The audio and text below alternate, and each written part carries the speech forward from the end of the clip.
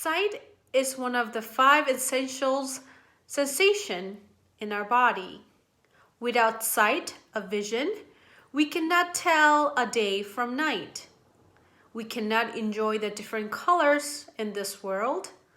And most of all, we cannot watch the beautiful smiles on our loved one's face. Imagine that we suddenly get blind tomorrow. Imagine all the things that we're going to miss. And imagine further, what if we were born blind? There was a man who was blind from birth, from our lectionary reading today. This man's entire life was in darkness, and he never saw the light. He has no concept of darkness and night. However, this man met Jesus. Jesus found him, and Jesus saw him and knew this man was blind. This blind man did not know anything about Jesus, but Jesus approached him and put mud and saliva on his eyes and told this man to go and wash in the lake of Siloam, which means sent. He did follow what Jesus said, and he was able to see for the first time. And his testimony to others was that Jesus healed him. Before he was a blind, and now he is no longer a blind. He could see that Jesus was someone that God sent, and later he confesses that he believes that Jesus is the Son of Man, and he is the Lord. However, there were also the people in this story who were born to be able to see, but who could not see that Jesus was the Messiah, the anointed one that God sent to this world. The sin of those people was that they claimed that they were able to see, but yet they did not see in their spirit.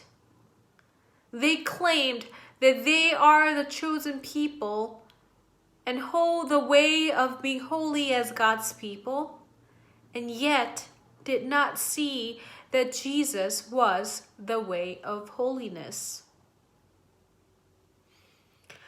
People who knew what darkness and light by their experience did not know actually when this true light came, and did not see the fact they were still in darkness.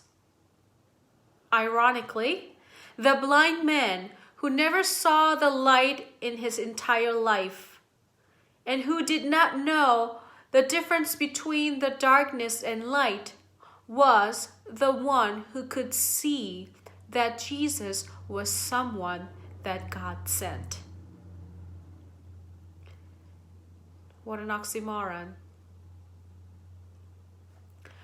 For the past 2 weeks, we have talked about Nicodemus, an elite Jewish leader who visited Jesus at night, and a Samaritan woman who met Jesus at noon.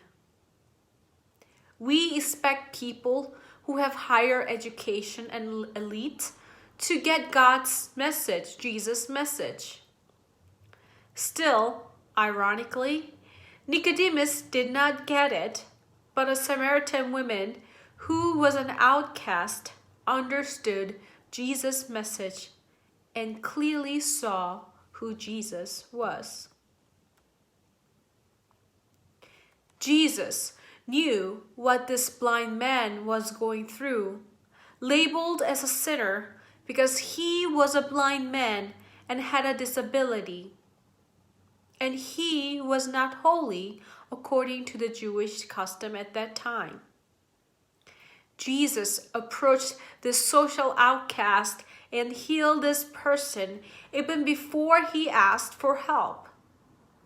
Jesus just knew, and Jesus just approached to this guy and told this person, go to be healed. And we know that we are also sinners, and we are also labeled to be sinners. And we know that we are not able to overcome that label in our own ability. However, through Christ Jesus, God showed us the way of life, that we are no longer just sinners, but to be called saints too. Through our baptism, like God washed blindness out from a man who washed his eyes in the pool of Siloam, we were washed in Christ, that our sin is gone, and now we are no longer called a sinner. But also we are the saints who were clothed with Christ. However, we were washed to open our spiritual eyes to see Christ, our Messiah, who died and resurrected for us. Yet sometimes we close those eyes because of our egos and temptation from this world. How many of us get blinded by our ego and our temptation that block our eyes and ears of making a right decision and making a right judgment? How many of us have experienced the people who were blinded by their ego and temptation, who do not want to hear anybody's advices? How many times we see and ignore or try not to see because of our apathy that we cannot even recognize? When we stock up all the toilet papers we do not need, when we stock up all the hand sanitizer and participating in price gouging by using other people's fear, and when we close our eyes and do not say anything when Asians are discriminated and became victims of hate crimes because of COVID-19, we are closing our spiritual eyes that Jesus opened in our baptism. So let me ask this question to you all. What is your ego and my ego and temptation that block our eyes and ears to listen to the voice of God and the voice of our neighbors that we need to be there for? The vision is the ability to see, and also it is about a goal and a dream for the future. So the people of Christ Evangelical Lutheran Church, especially as the Lenten season progress, what is the vision that God gave us in our spirit to see from this world? And what is our vision and hope and dream for the future for this congregation and for this country, especially in this time of difficulty with pandemic issue?